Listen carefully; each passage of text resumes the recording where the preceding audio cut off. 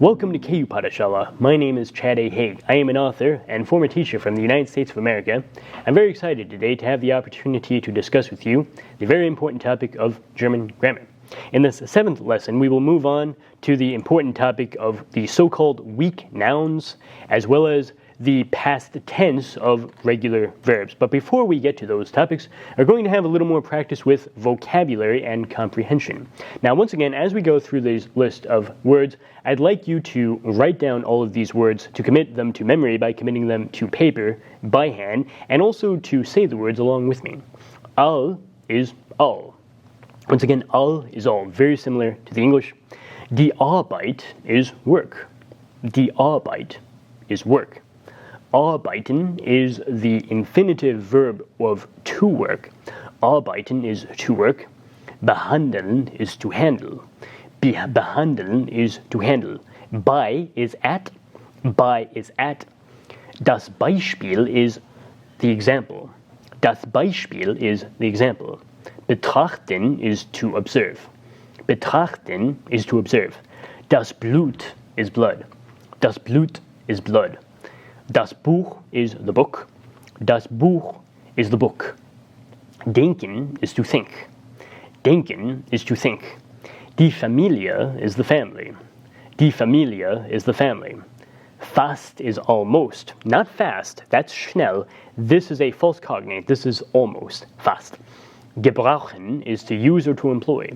Gebrauchen is to use or to employ. Das Geld is money. Das Geld is money. Gesund is healthy. Gesund is healthy. Heute is today. Heute is today. If you speak Italian, oggi. If you speak French, aujourd'hui, you notice that today kind of has a similar form in those three languages. Jetzt is now. Jetzt is now. Kalt is cold. Kalt is cold. Kennen is to know in the sense of acquaintance. That is why the uncanny is a negation of this. The uncanny is that which is unknown or that which is highly unfamiliar to you. Das Kind is the child. Das Kind is the child. Die Kindheit is childhood. Die Kindheit is childhood. Leben is the infinitive verb to live. Leben is the infinitive verb to live. Das Leben, however, is life. Das Leben is life. Das Licht is light. Das Licht is light. Machen is to make, which it looks like, or to do, depending on context. Machen is to make or to do. Der Mann is the man. Der Mann is the man. Meist is most. Meist is most. Der Mensch is mankind or person, depending on context. Der Mensch is mankind or person, depending on context. Der Monat is month. Der Monat is month. Nein is no. Nein is no. Neu is new. Neu is new. Öffnen is to open. Öffnen is to open. Die Pflanze is plant. Die Pflanze is plant. Regnen is to rain. Regnen is to rain. Sterben is to die. Remember, at the first activity, this was a cognate of starve, which used to mean dying in general, came to mean dying of hunger in particular, or cold, depending on which part of England which regional dialect you're using, which part of England you're living in. Well, sterben in German is to die. Das Tier is animal. Remember in the first lesson, a deer used to refer to all wild animals. Then it came to be specialized to just the species with the big antlers. Well, in German also, das Tier is just the word for animal. Untersuchen is to investigate. Untersuchen is to investigate. Viel is a lot. Viel, once again, is a lot. Die Welt is the world. Die Welt is the world. Wenig is few or little. Wichtig is important. Die Woche is the week. Die Woche is the week. And zum Beispiel is a phrase meaning for example, even though here the preposition is more like to, for us it's still for example, zum Beispiel. Alright, now that we have all this vocabulary, we can begin practicing some more complicated sentences. You take a look at these sentences and try to deduce, even if some of these words might be a little bit new, you can deduce from context and from reading them or through hearing them pronounced out loud. The first sentence, ein Jahr hat 12 Monate, 52 Wochen und 365 Tage. So here we're talking about ein Jahr, 1 year, having something, hat, haben conjugated for the third person singular form. So a year has 12 of something. Monate looks like months, probably has 12 months. Ein Jahr hat 12 Monate. And it also has 52 of something else. 52 Wochen. Well, it must be 52 weeks. And it also has 365 of something. 365 must be days. And it is Tage. Remember, Tag is singular. Tage shows us that is plural. The next sentence, wie viel Geld hast du, Hans? Ich habe wenig Geld, aber ich arbeite sehr viel. Wir alle arbeiten viel. So first we have a question. We know wie viel is a question word, an interrogative which we learned very early on, specifically dealing with the amount of something. That's what we're asking about. Well, Geld looks a lot like another word we know, which is gold. So Geld is money. And hast du is an inversion of the formula du hast, which is you have. So we're asking this guy named Hans how much money he has. Wie viel Geld hast du, Hans? His answer is, ich habe wenig Geld. Well, we remember from the vocabulary that wenig is little. I only have a little bit of money. But, ich arbeite sehr viel. So viel is a lot. He has little money, but he works a lot. In fact, it's a lot, because sehr is very. Ich arbeite sehr viel. I work a lot. And he says he's not alone in this. Wir alle arbeiten viel. So alle is all. And wir, of course, is we. So we all work a lot. Wir alle arbeiten viel. Man sagt, Arbeit macht das Leben süß. Man is something which might look like man the first time you see that, but you might remember the spelling of der Mann in German is with two N's. It's M-A-N-N. This is not the word for man. This is rather the word for what Heidegger calls das Mann. Notice that's in the neuter rather than the masculine gender. Das Mann is not any one man, it's rather one. This is the they self in Heidegger's Being and Time. This is the way you use of referencing things which are done by everybody within a certain community. They're done by one. Well, one thing which one says is Arbeit macht das Leben süß. Well, actually, I don't know who says that work makes life sweet, but apparently somebody did. That's why this translation is one says work makes life sweet. Man sagt, Arbeit macht das Leben süß. The fourth sentence, Deutschland hat viele gute Universitäten. Ich denke zum Beispiel an die Freie Universität Berlin oder an die Technische Hochschule in Darmstadt. Deutschland hat viele gute Universitäten. Germany has many good universities. I'm thinking, for example, zum Beispiel, remember it looks like two example, but we translate that as for example. Zum Beispiel, ich denke an die Freie Universität. Freie is free. So there's a free university in Berlin. But that's not the only way he's thinking of, oder is or.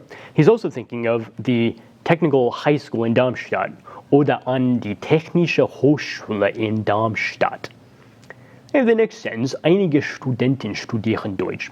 There's some students studying German, but a girl named Hannah studiert Spanisch und sie lernt sehr schnell. So Hannah's studying a different language. This is Spanish. And she learns very fast. Sie lernt sehr schnell. Remember, fast is not the word in German for fast. That's a false cognate. We call them false friends. Schnell is the word for fast. Here they have a question. Was studiert ihr? This is what are you studying, but it's not the singular you. This is not du, nor the formal you. This is not sie. Rather, this is you guys, addressing a group of people in the plural. Was studiert ihr? Well, the question here is, which of the following languages one studies? Studiert ihr Englisch, Spanish, oder Deutsch? Do you study English, Spanish, or German? Alright, so now we will move on to the very important topic of the past tense for verbs other than sein. Now, we've already dealt with the present tense for what are called regular verbs within the German language, and we'll find that the past tense, at least for the regular verbs, is actually quite similar to English. If you take a regular verb within English, like, say, walk, the formation of the past tense largely occurs through adding on the morpheme ed to the end of that. You have the present tense, I walk, and the past tense, I walked, to show that difference. And something very similar to that happens in German with a t sound, but because German also uses personal endings to more explicitly differentiate whether you're dealing with, say, the first, second, third person in singular or plural, you have that t as only one thing which is maybe added onto that verb along with those personal endings. So in cases where we have that sort of formation of the past tense, we say that we're dealing with weak verbs. A great example of this you see on the screen with spielen.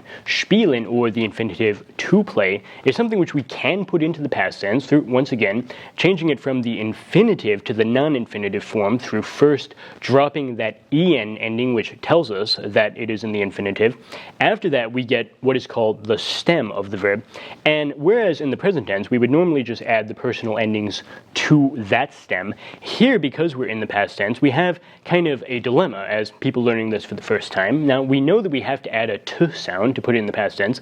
We also know that we have to add the personal endings to tell us whether it's I or we or they or she who's doing this. Well, the way that this is resolved is you actually add the t, or past tense, morpheme first, and then on top of that you add the personal endings. We'll just go through the paradigm for spielen to show how this works. For ich or I, we have ich spielte. If you take a look at this, we have that E, which would be the indicator that's the I form in the present tense. That's following after, once again, the T, which tells us it's in the past tense. So linguists would say here we have formally three morphemes. We have the lexical morpheme, which is spiel, okay, which tells us the dictionary entry we are dealing with. So if you have a dictionary, you have many, many different verbs, and they're differentiated from one another because they mean different things. Playing is simply different from answering, different from eating or drinking or walking. Those are different actions in the real world. Okay, that's why they're listed according to the infinitive within the dictionary. So spiel tells us that we're working with the meaning of playing. The t morpheme tells us it's the simple past tense, and the e morpheme tells us that it's the ich or I form. Now, if we move down the paradigm to the next entry, we find that the you informal singular, du, form is du spieltest. Once again, we have spiel as the lexical morpheme, t as the past tense morpheme, and est as the du form. In addition, we have sie/es spielte. Wir spielten, ihr spieltet, sie spielten, and sie spielten. Sie are once again they and formal you, differentiated by how large the S is when written. We'll look at antworten as another great example of how this will work, because here as you may remember, we need a kind of a phonological cushion to be able to pronounce it, because it already ends in a T sound with something like antwort, which you get after you drop the en. So we take antworten as the infinitive, we drop the en, we get antwort. And then we also, here's the complicated part, have to add another t sound to put in the past tense. So how on earth is this going to work? Well, let's just look at all of these concretely to see how. Ich becomes ich antwortete. Okay, ich antwort t. Two T sounds, okay, because we have the past tense and we already have a word that's ending in T because of the nature of the word. So it's ich antwortete. Du antwortest. Sie/es antwortete. Wir antworteten. Ich antwortete. Sie/sie antworteten. But what about haben? Now, we know that haben is not quite as irregular as sein, just as have is not quite as irregular in English as be, but it's still irregular. The way that this is formed is through not taking hab as the stem after dropping en, as would usually be the case, but rather through forming something very similar to the way that we do this in English, which is we go from have to had.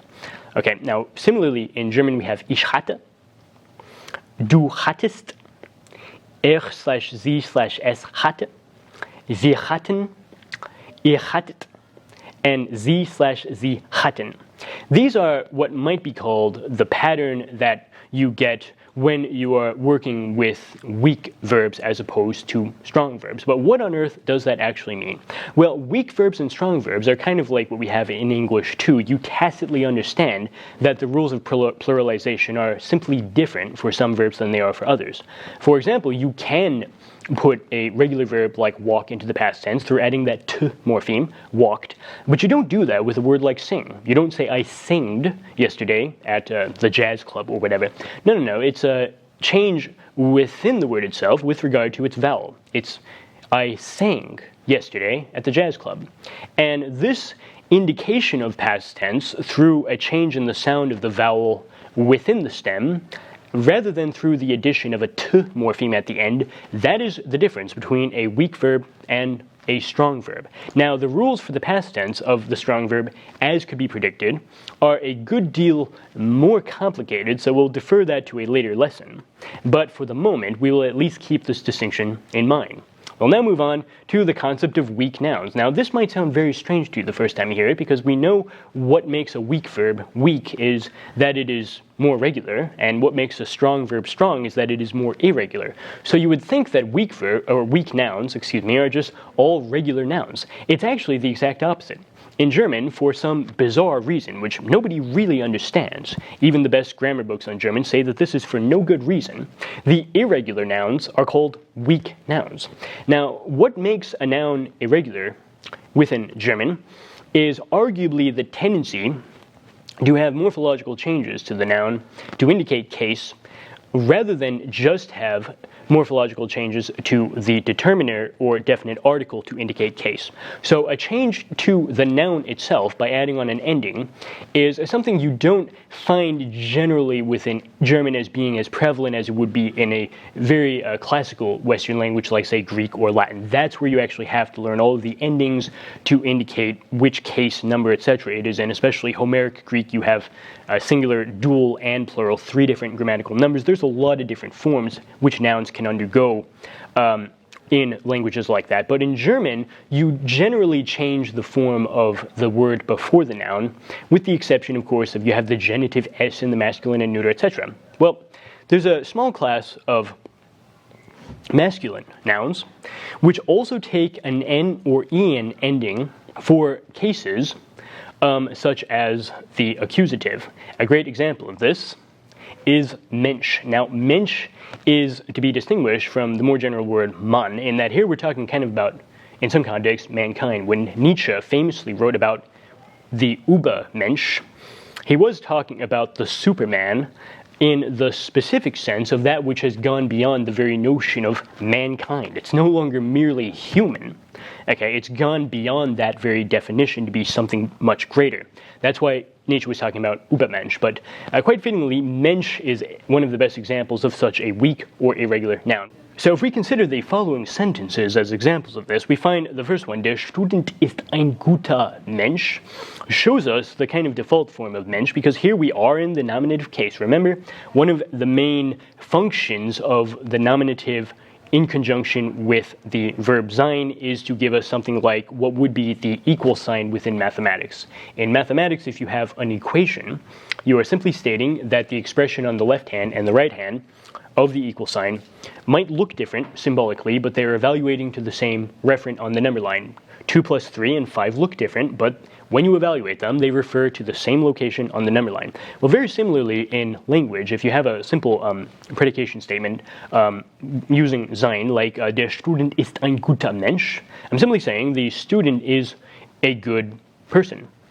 Okay, and in this case, we're remaining within the normal form of Mensch because we're in the nominative case in both sides of that equation. Okay, but if I turn Mensch into the object of a verb, we leave the nominative case, we go to the, say, the accusative case. If I say, wir suchen einen guten Menschen, we're searching for, seeking out, a good man. Now, the first time you see this, you might think to yourself that Menschen is plural in much the same way that even in English some very archaic words are pluralized through adding an en to the end. You have child become children, brother becomes brethren in, say, the older translations of the Bible. Well, here it might look like it's a pluralization, mensch to mention, but actually that is not the case. This is indicating that you have left the nominative case and entered the accusative case, because here the subject is we, we're the ones searching. The object of that seeking out is einen guten Menschen. We also, however, have Student as a great example of this. Wir suchen gute Studenten. Here we're in the accusative in the plural, okay, with the en ending added on as well. But even in the dative singular, if we return to Mensch, we have the same tendency for the form of the noun itself to undergo a change to reflect this.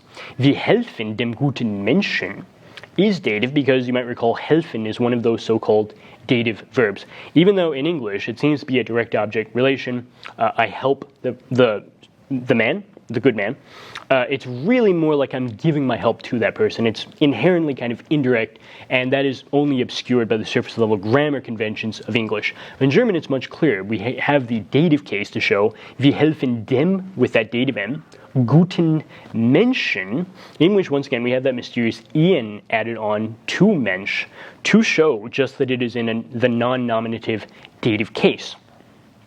Even the genitive singular, we have was ist der Name dieses Menschen, in which we see that even when we're referring to the name of this man, we still have dieses Menschen follow the weak noun convention of having an en ending rather than the usual convention of having that genitive s ending. You might think that this should be was ist der Name dieses Mensches, right, as would be even the case in English.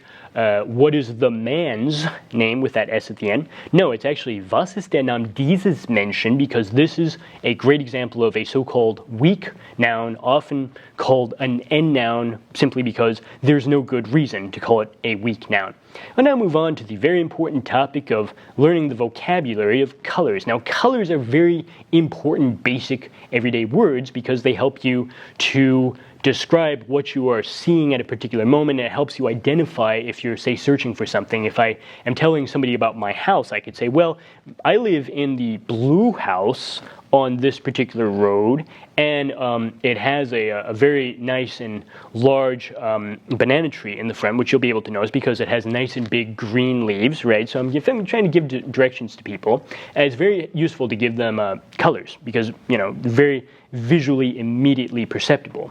So the color words, you would imagine, for sociological reasons, are going to be very close to the German words because of our rule of thumb from the first lecture that the more everyday words are more Germanic and the more artificially learned words are French. Well, you see this exactly with these lists of words, which we will go through one by one. Once again, pronounce these with me and commit them to paper in order to commit them to memory.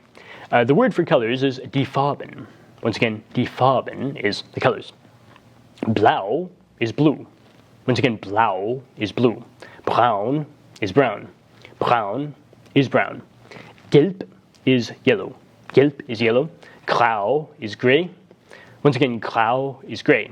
Grün is green. Grün is green. Lila is purple. So if you've ever met a girl named Lila, well, now you know her name is really purple. Lila. Rosa is pink. Rosa is pink. So once again, a rose might be, as a flower, many different colors, but rose really is just the color pink. Rot is red.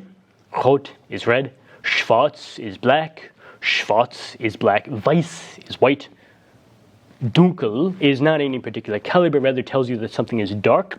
And hell is light, rather than the terrible place where, the bad souls are sent. It's not that hell. Rather, it is the word in German for light. So we'll go through these one more time.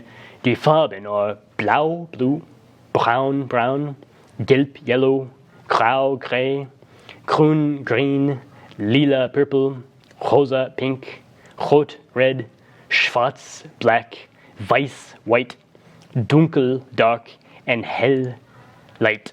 Now that we have colors, we have a lot more words in our vocabulary to be able to describe the things around us, but we'll find that one of the things we often talk about is just the weather. In fact, it's one of the most basic topics of conversation on a daily basis, and for that reason, we need to now learn some words to talk über das Wetter. Über das Wetter is about the weather. Well, the first word we'll learn is just das Wetter itself, which is the weather. Now we learn das Gewitter, which is thunderstorm. Das Gewitter, once again, is thunderstorm. Der Regen is rain. Der Regen is rain. Regnen is the verb in the infinitive to rain. There's a distinction between der Regen as the verb to rain. Der Schnee is snow. Die Sonne is sun. Der Wind is wind. Die Wolke is cloud. And heiß is the adjective for hot, and kalt is the adjective for cold.